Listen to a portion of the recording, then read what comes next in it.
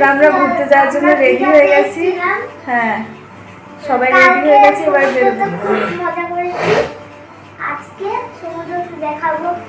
বন্ধুরা আমরা ডে 2তে আবার বেরিয়ে পড়েছিলাম ঘুরতে। এখানে টোটোতে করে যাচ্ছি, কোথায় যাচ্ছি তোমাদের সবটাই দেখাবো। আর এখানে আমাদের ফার্স্ট ডেস্টিনেশনে আমরা নেমেও গেছিলাম, চলে এসেছিলাম। কেউ চিনতে পারছো এই জায়গাটা কোথায়? যারা দীঘায় গেছো তারা তো চিনতেই পারছো, আর যারা যাওনি তাদের জন্য বলে দিচ্ছি, এইটা হচ্ছে উদয়পুর সি বিচ। দেখো এই বিচটা কি সুন্দর না? ওই দীঘার বিচের থেকে এই বিচটা দারুণ। আমরা তো অনেক সকাল সকাল বেরিয়েছিলাম, তাই একটু লোকজন কমই ছিল। আর ওই দিকে দূরে দেখুন ঝাউবন, কি সুন্দর লাগছে না? এখানে আমরা অনেক ভিডিও তুলেছি আর ছবিও তুলেছি।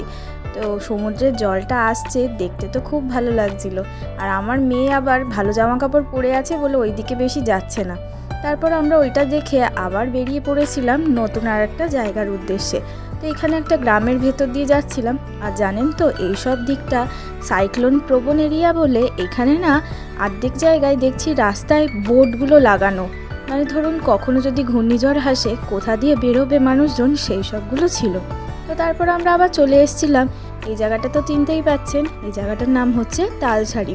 তো এইখানে তো এই সুবর্ণরেখা নদীটা শুকনোই থাকে, মানে চড়া থাকে, কিন্তু আমরা এসে দেখি এখানে না জলে টইটুম্বুর।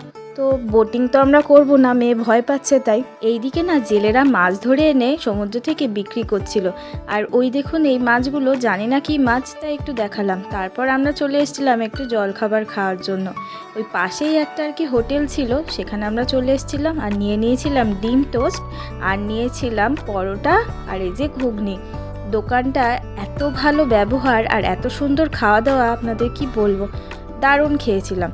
তারপর আমরা আবার চলে এসেছিলাম, এটা হচ্ছে উড়িষ্যার মধ্যে পড়েছে চন্দনেশ্বর মন্দির। মন্দিরটা এই যে ভেতরে দেখুন, ভালোই বড় এরিয়া নিয়ে মন্দিরটা। আমি যখন আগে একবার দীঘা এসেছিলাম তখনই এসেছিলাম মন্দিরটা দেখতে, আর এবারও একবার আসলাম। তো মন্দিরটা তো আমাদের ভালো লেগেছে। এখানে মানে শুধু শিব ঠাকুর নয়, অনেক ঠাকুরই ছিল, কৃষ্ণ, জগন্নাথ, সব ধরনের ঠাকুরই ছিল।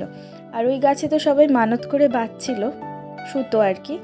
আর এইখানে দেখুন একটা পুকুর আছে, এখানে না অনেকে পুকুরে স্নান করে দণ্ডি কেটে কেটে মন্দিরে যাচ্ছিল, যাদের আর কি মানসিক থাকে।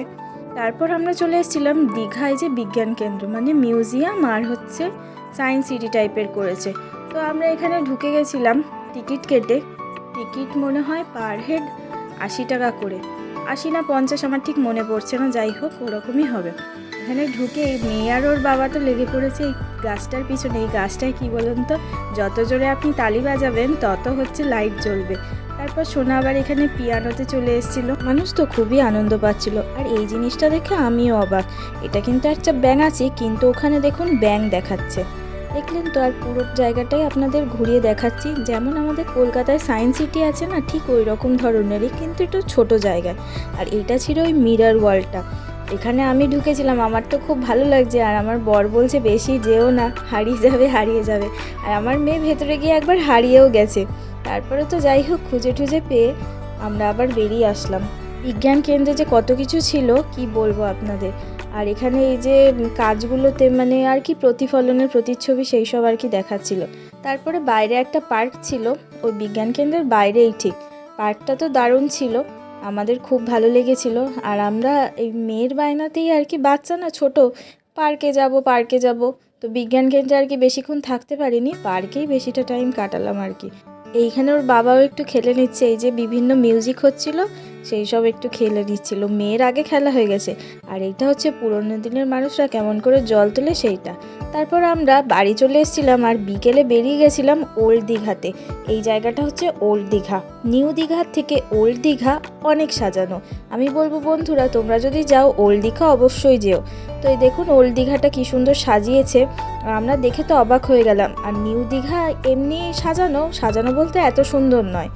তো যাই হোক তোমরা দুটোতেই যাবে, যার যেটা ভালো লাগবে দেখবে। তো আমরা এটা পুরোটা ঘুরছিলাম, ঘুরে এখানে না হাঁপিয়ে গিয়ে বসেছি, কারণ জায়গাটা এত বড়।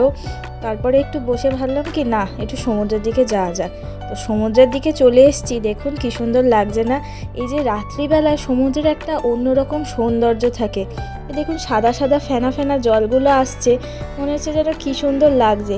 আর ওল্ড দীঘা বিচে না এরকম বসার জায়গা করা, এমনি তো মার্বেলের ওই যে রেলিংগুলো থাকে ওগুলোতে বসাই যায়, তাছাড়াও এইরকম একটু বসার জায়গা করা যাতে মানুষজন বসতে পারে, কিন্তু জলও অনেক উঠে যায়। আমরাও সাহস দেখি ওখানে বসিনি, আমরা ওই মার্বেলের ধাপিতেই বসেছিলাম।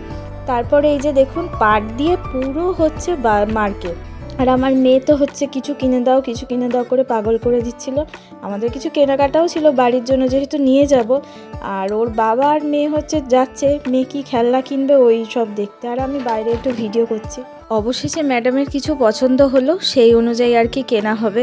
মনে হয় 1 কিলোমিটার আমাদের হাঁটিয়েছে, এই মার্কেটটা যত বড় ততটা আমরা হেঁটেছি আর কি, 1 কিলোমিটার মতো। কিছু পছন্দই হচ্ছে না, আর যেটা পছন্দ হচ্ছে সেইগুলো মানে কি বলবো অহেতুক জিনিস আর কি, বাচ্চারা যেরকম বায়না করে। আমাদের দীঘা ঘোরা এখানেই শেষ, পরের দিন আমাদের ট্রেন। আর ভিডিওটি যদি ভালো লাগে চ্যানেলটিকে সাবস্ক্রাইব করে অবশ্যই একটু পাশে থাকবেন।